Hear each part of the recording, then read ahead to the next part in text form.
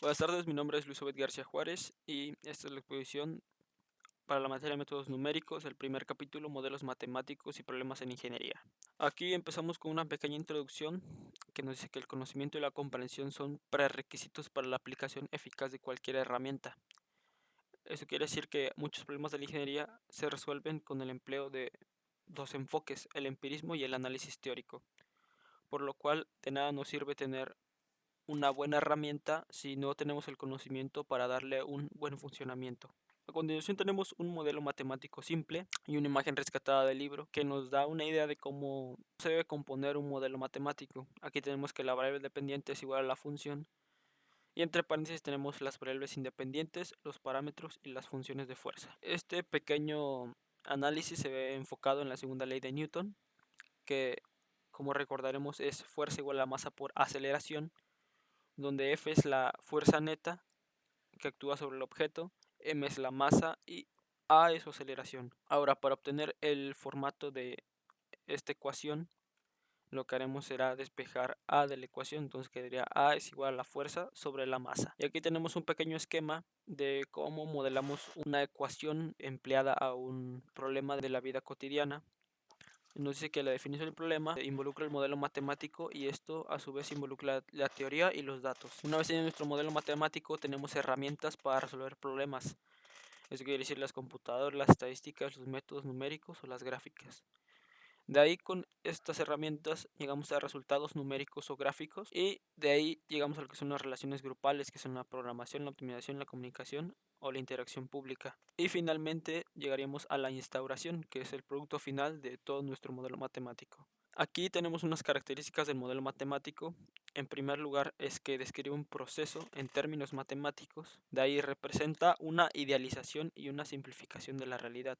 En tercer lugar tenemos que conduce a resultados reproducibles y en consecuencia llega a emplearse con la finalidad de predecir algún resultado.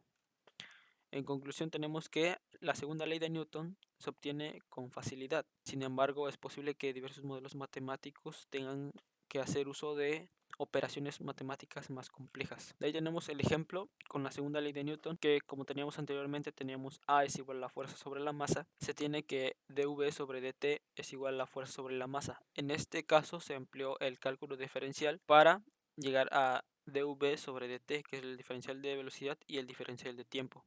Y aquí a la derecha tenemos un esquema de un paracaidista. Entonces la segunda ley de Newton se aplicará a un caso en especial, que esta es la del paracaidista que va cayendo, una caída libre. De ahí tenemos que la fuerza debido a la gravedad y la fuerza hacia arriba debido a la resistencia del aire serán representadas como Fd y Fu respectivamente. Eso quiere decir que la fuerza total será Fd más Fu. En este caso vemos que Fu actúa hacia arriba y Fd actúa hacia abajo. De ahí, empleando un poco de cálculo y sustituyendo Fu por menos C, que sería la resistencia del aire por la velocidad, tenemos esta ecuación: dv sobre dt es igual a masa por gravedad menos la resistencia por la velocidad, todo esto dividido sobre la masa. A continuación lo que hacemos será simplificar esta ecuación anulando la masa con el mg que está acá y nada más dividiendo la resistencia sobre la masa y multiplicándolo por velocidad. De ahí tenemos la conclusión de esta ecuación, que es la que tenemos acá, y empleando modelos matemáticos más complejos llegamos a v en función del tiempo es igual a la gravedad por la masa sobre la resistencia, todo esto multiplicado por 1 menos la constante de Euler elevado a la menos resistencia sobre masa multiplicada por tiempo. De ahí tenemos la primera solución, que sería nuestra solución analítica, la cual se llama analítica o exacta, ya que satisface con exactitud la ecuación diferencial original. Pero hay modelos matemáticos que no pueden resolverse con tanta exactitud.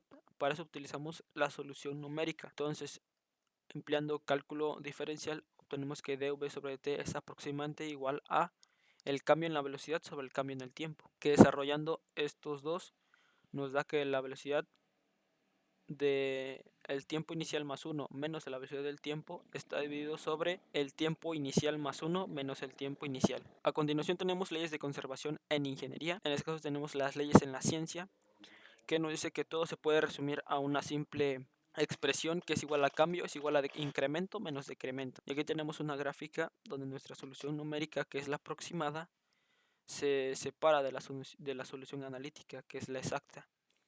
Lo que nos dice el libro es que para que la solución numérica sea más aproximada a la solución analítica, debemos utilizar un valor de tiempo más corto. En este caso vamos de 2 en 2 y el libro sugiere que vayamos de 1 en 1 o de 0.5 o así, y entre menor sea el valor, mayor serán las igualdades entre estas dos gráficas. Ahora tenemos que igualamos a 0 nuestra ecuación de acá arriba, la de cambio es igual a incremento menos decremento. Entonces si el cambio es igual a 0, nuestro incremento sería igual a nuestro decremento, por lo tanto habría una igualdad. Esto se puede ver reflejado en otra expresión que es flujo de entrada es igual al flujo de salida, y lo vemos aquí en una tubería. En la tubería 2 se aplica un flujo de entrada de 80 y en la tubería 1 un flujo de entrada de 100. Sumados darían un flujo de entrada de 180. Y aquí en la tubería 3, como tenemos un flujo de salida de 120, en la tubería 4 si hacemos sumas, nos daría un flujo de salida de 60 para que haya una igualdad. De ahí al final tenemos ejemplos que se pueden ver en las diferentes ramas de la ingeniería, en este caso en la ingeniería mecánica.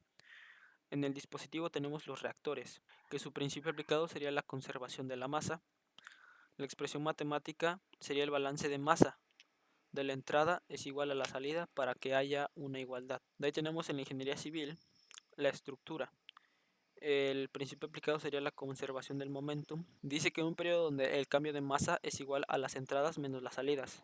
Y aquí tenemos un pequeño diagrama del equilibrio de las fuerzas, donde es positiva en Y, negativa en X y positiva en X.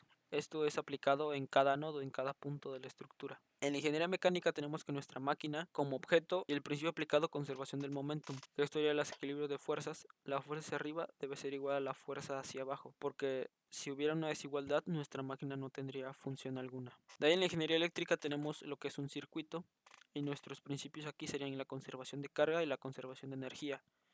En este caso, en cada nodo de corriente, todo debe ser igual a 0. Entonces, en este caso, I sub 1 más I sub 2, que son flujos de entrada, deben ser igual a nuestro flujo de salida, que en este caso lo representan como un signo negativo. De ahí tenemos el balance de voltaje y alrededor de cada malla, la suma de los FEMS menos la suma de la caída de potencial en los resistores debe ser igual a 0 para que haya un equilibrio. Y aquí tenemos las fuentes de donde se han rescatado toda esta información. Y hasta aquí concluye mi exposición. Gracias.